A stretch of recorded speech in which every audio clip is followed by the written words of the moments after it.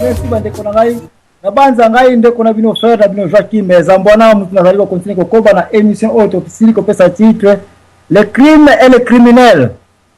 Ezali correlié na ba konzi ya mboka na ba basili ko sima ba fonction publique ba responsabilité ya mboka.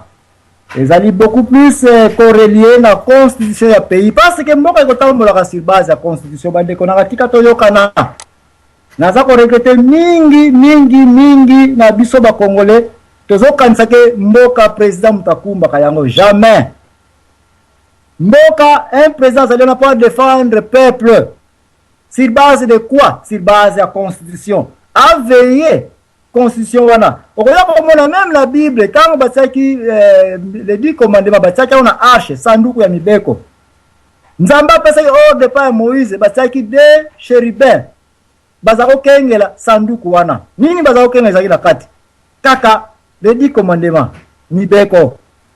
Mibeko ifeza na bagardien na yango. Mibeko bakosaka na kana yango te.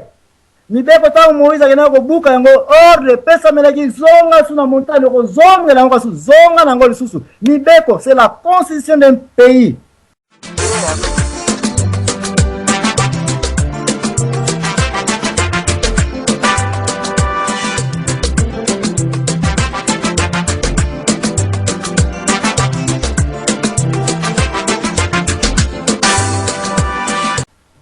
Président a koki ko diriger mboka te sans constitution.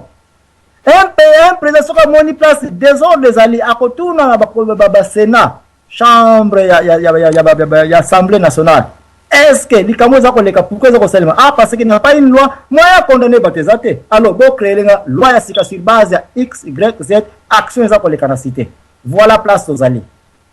Ba crime ko za la juger sur base ce qui mobeko ezalité o ko juger mutu te. Mubeko il faut ezala et puis ba criminel ba yé et puis ba criminel ba juger sur base ya mibeko.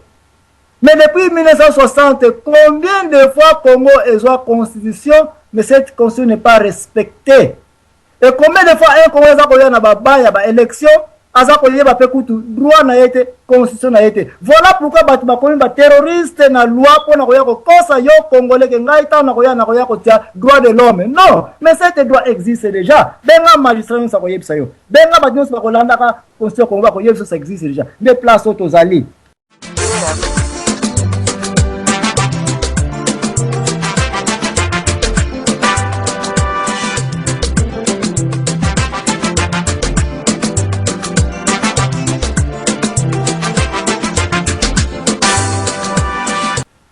Mais question ezali pour na biso ba électeur pour na biso za pouvoir ya kotia mo continent mboka pour aveiller à la constitution pas pour ya ko la constitution parce que un président ne crée pas la constitution s'il vous plaît pour ya ko veiller biso a surveiller que ya solo ba sénateur baza ko respecter ba loi baza ko travailler ndenge ekoki muto na popo na ye so ki to ko sala attention te poni ya n'importe qui tika pe ba ete biso imbali président to continuer ko se poser ba question.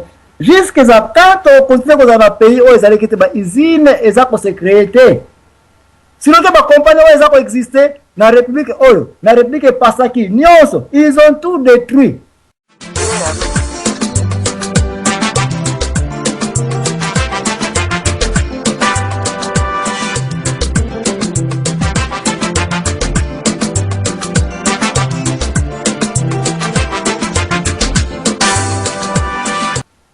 Il faut que les sikotoye ba ko compter les sous pas ya mutu te.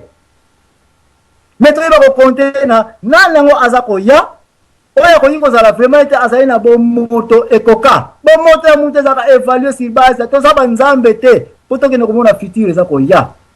Mais to za batu.